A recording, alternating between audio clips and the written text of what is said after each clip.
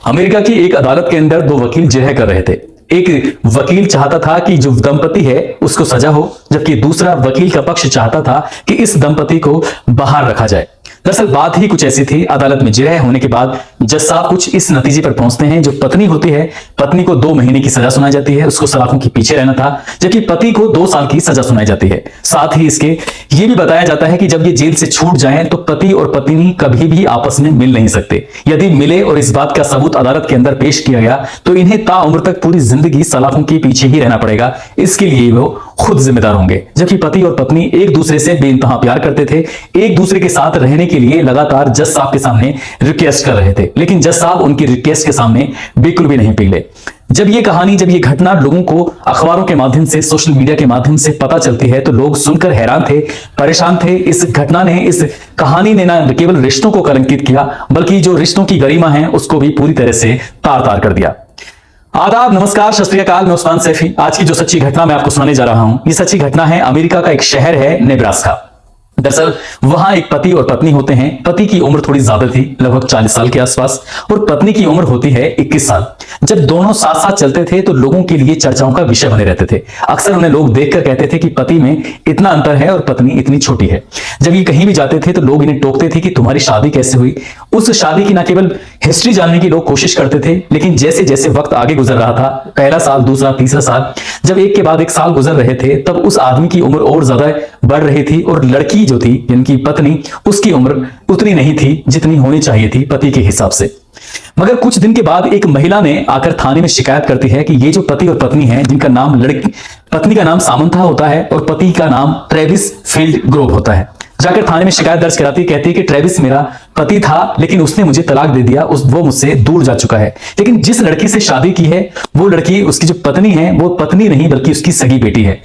Police वाले जब ये बात सुनते हैं तो पुलिस वालों को भी यकीन नहीं हो रहा था और वो ट्रेविस को गिरफ्तार करके सीधा थाने लेके आते हैं और ट्रेविस से बातचीत करने की कोशिश कर रहे थे। तो ट्रेविस साफ साफ कह देता है कि साहब, ये महिला मुझे फंसाना चाहती है और कुछ नहीं है, क्योंकि मेरी इससे पहले शादी हो चुकी थी, हम दोनों के बीच में तलाक हो चुका है।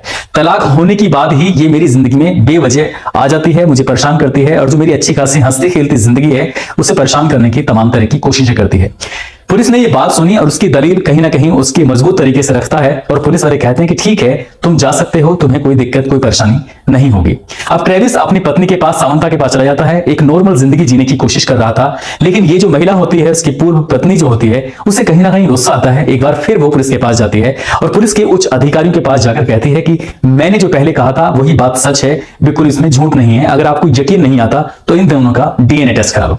पुलिस इस मामले को गंभीरता से नहीं लेती, इसलिए वो महिला अदालत का दरवाजा खटखटाती है और अदालत में जाकर इस बात की शिकायत करती है। अदालत में मामला पहुंचता है, अदालत पुलिस को जांच देती है। जांच के बाद कहती है कि जो भी जांच में सच है उस सच को हमारे सामने लेके आओ। अब पुलिस वाले इन पति और पत्नी का डीएनए सैंपल लेते हैं और डीएनए सैंपल लेने के बाद ये जांच करने की कोशिश करते हैं कि क्या वाकई ये दोनों पिता और पुत्री हैं या पति और पत्नी हैं। यदि पति और पत्नी होंगे तो इनका डीएनए सैंपल कभी मैच ही नहीं करेगा, और बाप और बेटी होंगे तो इनका डीएनए सैंपल मैच कर जाएगा। कई महीने बीत जाने के बाद जब डीएनए सैंपल की रिपोर्ट आती है तो सबके सब लोग चौंक जाते हैं, हैरान हो जाते हैं, परेशान हो जाते हैं, और वो डीएनए सैंपल मैच कर जाती है, क्योंकि ये मामला लगातार अमेरिका में अलग अलग अखबारों में, सोशल मीडिया पर छाया हुआ था, क्योंकि जो महिला ने शिकायत की थी आए दिन उसकी कवरेज होती थी। ये बात बिल्कुल पुख्ता हो जाती है। उसके बाद फिर अदालत में मामला चलता है और अदालत में जब दोनों वकील अपने अपने तरीके से इस बात को रख रहे थे, तब अदालत के जज साहब ने इस पूरे मामले को सुना और सुनने के बाद यह फैसला दिया कि ये दोनों कभी भी एक दूसरे के साथ नहीं रह सकते। इन्होंने रिश्तों की मर्यादाओं को बिल्कुल तार तार कर दिया है। तभी कुछ पत्रकार लोग, जब सजा होती है, इसे पति को 2 साल की और महिला को होती है 2 महीने की सजा, और उनको 2 महीने की या 2 साल की सजा होने के बाद जब जेल भेजा जा रहा था, तब एक पत्रकार से सवाल करता है कि आखिरकार ये तुम्हारी बेटी है तो तुम्हारी बेटी हुई कैसे, बस यही जानना है। सन 2000 के आसपास ये जब लड़की पैदा होती है, असल में जिससे इसकी शादी हुई थी ट्रेविस की, उस महिला के साथ कुछ वक्त वो बिताता था, साथ साथ रहते थे। साथ साथ रहने के बाद उस पत्नी से उसका कहीं ना कहीं विवाद हो जाता है। विवाद के साथ ही उन दोनों का तलाक होता है और वो नहीं जानता था कि उसके पेट में एक लड़की है। जब वो दोनों बिल्कुल अलग रहने लगते हैं तो कुछ दिन के बाद एक लड़की पैदा हो जाती है। सन 2000 में लड़की पैदा हो जाती है। धीरे धीरे वक्त आगे गुजरता है, माँ अलग रहने लगती है और बेटी जब 17 साल की थी अचानक ही अपने पिता से टकरा जाती है। एक दूसरे की टकराने के बाद कहीं ना कहीं दोनों के आपस में दोस्ती होती है। दोस्ती इनकी फिजिकल रिलेशन में बदल जाती है और दोनों ही लिव इन रिलेशनशिप में रहते हैं लगभग 3 साल के आसपास। 17 साल से लेकर 20 साल की उम्र तक वो अपनी ही बेटी के साथ लिव इन रिलेशनशिप में रह रहा था और इसके बाद ही इसकी जो पत्नी होती है, पत्नी को ये बात बिल्कुल भी अच्छी नहीं लगती थी और ये पत्नी इसकी बार बार इस बात का विरोध करती थी कि तुम जिसके साथ हो वो सही नहीं है। उसने इसी बात पर अपनी पत्नी को तलाक दे दिया और तलाक देने के बाद यानी दूसरी पत्नी को तलाक दे दिया था और वो इस लड़की के साथ रहने लगता है और बिल्कुल वैधानिक रूप से उसके साथ शादी कर लेता है। जब वैधानिक रूप से शादी करता है, उनकी जिंदगी में खुशियों के दिन थे, सब कुछ ठीक ठाक चल रहा था, लेकिन दूसरी पत्नी को यह बर्दाश्त नहीं हो रहा था जो उसने शादी की थी।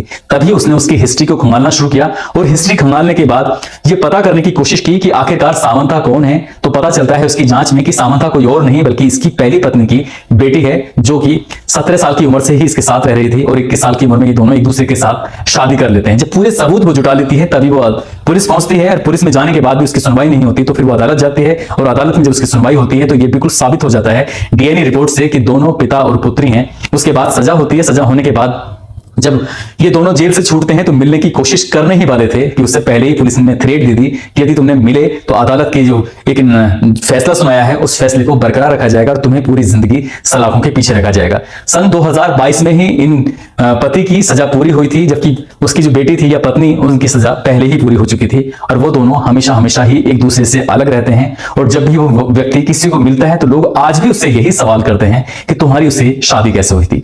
दोस्तों, इस पूरे घटनाक्रम को सुनाने का उद्देश्य भी किसी को परेशान करना नहीं है, किसी का दिल दुखाना नहीं है, बल्कि आपको जागरूक करना है, आपको सचेत करना है और रिश्तों की मर्यादा रखें, रिश्तों की गरिमाओं को रखें, रिश्तों के साथ ऐसे खिलवाड़ ना करें। अमेरिका में जिस तरह की घटनाएं हैं ये वाकई अपने आप में बहुत ही शर्मनाक घटना हुई थी। जाते जाते कुछ लोगों के जन्मदिन हैं, जिसमें इकराम हैं जबलपुर से, इकराम खान, इनको जन्मदिन की बहुत सारी शुभकामनाएं, बहुत बहुत मुबारकबाद। साथ ही कुछ लोगों ने के नाम लेने की अपील की थी, उनमें सिप्पी खान है अलवर से और ये ट्रक चलाते हैं। उनका कहना है कि मैं तुम्हारी बहुत सारी वीडियो देखता हूं।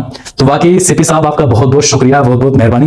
ब्रह्मपाल नागर, फैसल खान सऊदी अरब से हैं, आनंद चौरसिया अयोध्या से हैं, रानी राय, मोहम्मद जफर हैं, रिहान मिथिलेश दास, विजय कुमार गुलफाम, आजाद सिंह, इमरान हुसैन झारखंड से, साधना नेगी, टीपू सुल्तान गोंडा यूपी से हैं, माशूक आलम इलाहाबाद से, रामस्वरूप बीकानेर से हैं, अभय प्रताप कानपुर से हैं, पप्पू केवट छतरपुर से हैं, आदिल जम्मू कश्मीर से हैं, एजाज महाराष्ट्र से हैं, जीवन कुमार वारिश खान भरतपुर से हैं, प्रियांशी सैनी करौली से हैं, विपिन रोलिया गुजरात से हैं, निखिल रश्मि गुप्ता, कलामुद्दीन, सोफिया सिराज, इन लोगों ने नाम लेने की अपील की थी। आप सब लोग अपना ख्याल रखें, सुरक्षित रहें। जय हिंद, जय भारत।